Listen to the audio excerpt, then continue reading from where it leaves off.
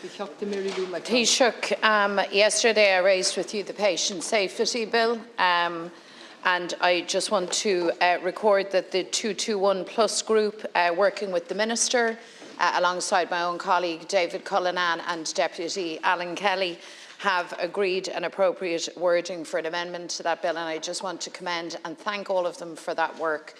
I think it's been most constructive and very much welcomed by the 221 Plus group. Taoiseach, I want to raise with you this afternoon the cost of living crisis that's impacting on households, people struggling to keep up with soaring bills across the board. Many people have no money left at the end of the month, 3 in 5, according to a report from Deloitte. And people are now very worried about the months ahead. Times are especially hard for those on low pay, whose wages have been outstripped by soaring costs. A report published by Mandate Trade Union today presents the stark reality faced by many working in the retail sector. We see 2/3 of retail workers earn less than €450 a week, and only 20% of retail workers earn more than €500 a week.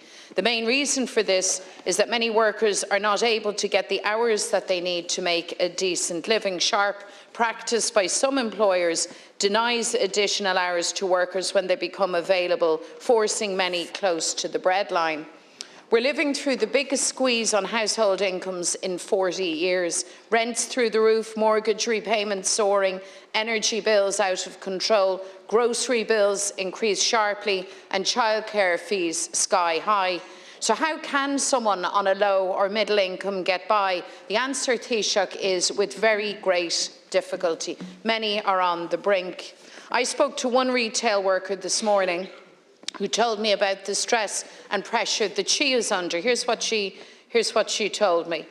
She said, "I work hard, but I just don't get the hours I need to live with any security. Things were bad already, but we were just about getting by. Since the rise in living costs, I'm having real trouble paying my bills. We're really worried about being able to keep up the mortgage now.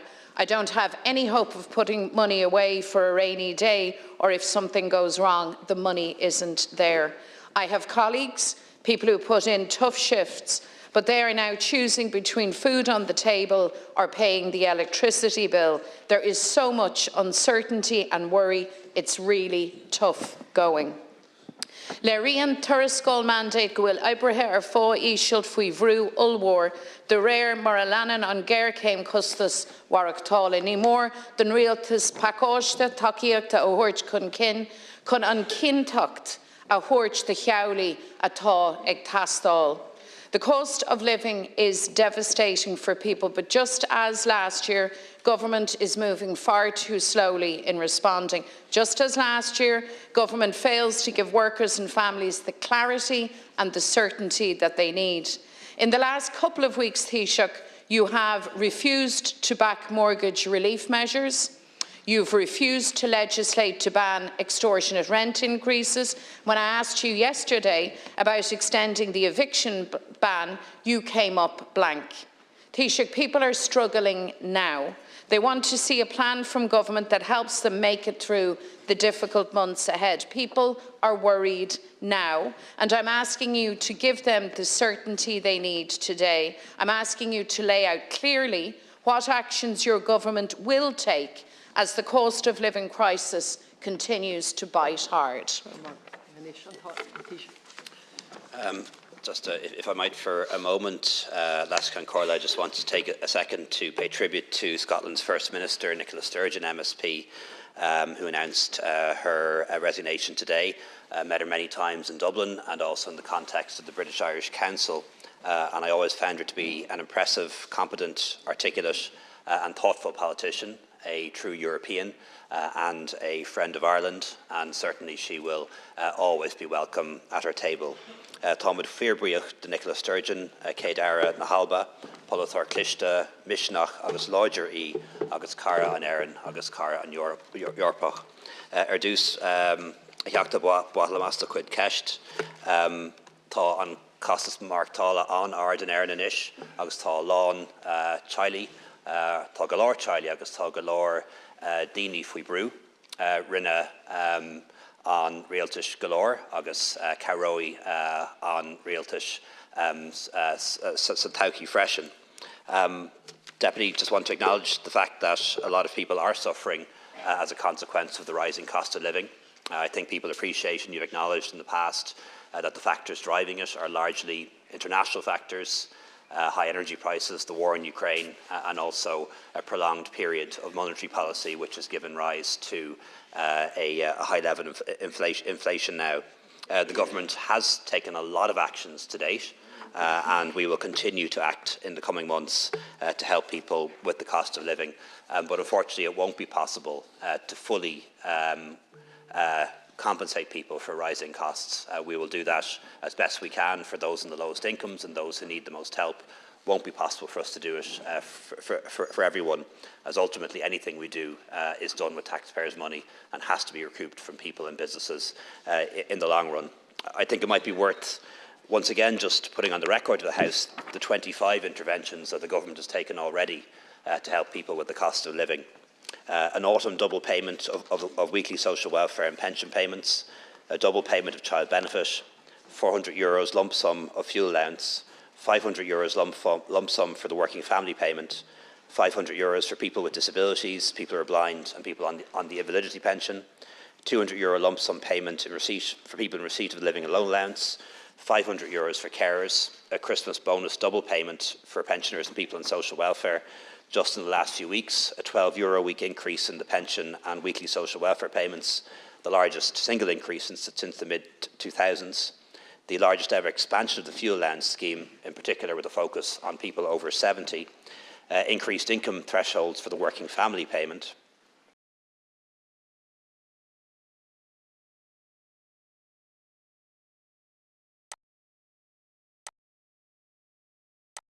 the expansion of hot school meals, an increase in the back-to-school clothing and footwear allowance, 2 fuel allowance lump sum payments, an energy credit of €200 and another €200 being paid at the moment and another €200 to come in March, a reduction in student fees, a 25% reduction in childcare costs, a rent tax credit, a reduction in public transport fees, and a reduction in the costs of the drug payment scheme, as well as reductions in VAT and excise duties. So a lot has been done. But we acknowledge that inflation is still high, the prices continue to rise, and that we will need to act again in the coming weeks to help people with the cost of living through the spring and summer period. And government will meet this week, or rather ministers will meet this week with a view to making a decision at Cabinet next Tuesday with regard to further actions that we can take. Finally, in relation to the mandate report, haven't had a chance to read it yet, but I've seen the summary. And the government is committed to making work pay better and ensuring that efforts are rewarded. There's been a 7.8% increase in the national minimum wage only a few weeks ago. We think that will actually exceed the inflation rate for this year, and that has a knock-on increase for others on low pay. Statutory sick pay is now a reality. Workplace tips and gratuities are now protected. We've had the additional public holiday, and we're now moving towards a living wage over the period of the next 4 years.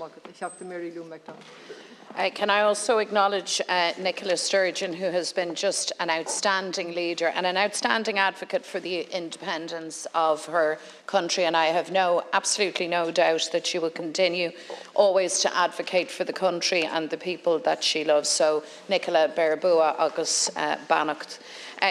Taoiseach, you gave me a very studied non-answer to my question, unless, of course, you're contesting the reality that 3 in 5 people report that they have no money left at the end of the week, unless you're contesting the fact that those on low and middle incomes are struggling and struggling badly and need answers from you now as to what you are prepared to do now, not retrospective self-praise, which I might remind you is in the end no praise.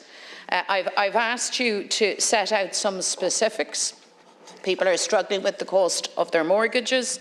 People are struggling with the cost of their rents. Their energy bills are now sky high, and groceries themselves. People are reporting very widely, making choices between food on the table or the electricity bill. So, Taoiseach, can you please be more specific? Set out, in your view, what needs to happen to support these struggling families?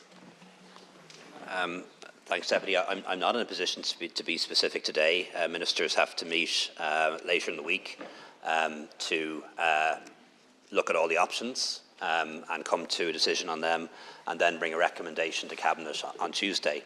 But I will be able to be specific in a few days' time once we've made those decisions.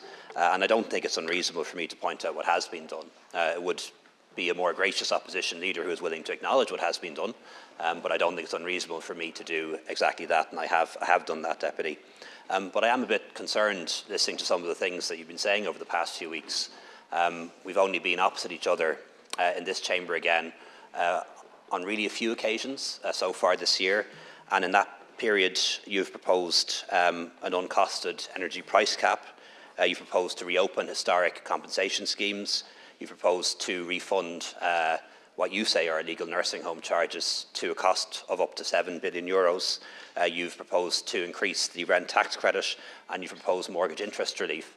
None of that can possibly add up, Deputy. Thank you, like, Taoiseach. people have a good education system in Ireland. They're able to add and subtract. Thank you, Taoiseach. And even with your 13 tax rights as Deputy, you can't afford to keip all those promises. And people are starting to see through you. We're over time.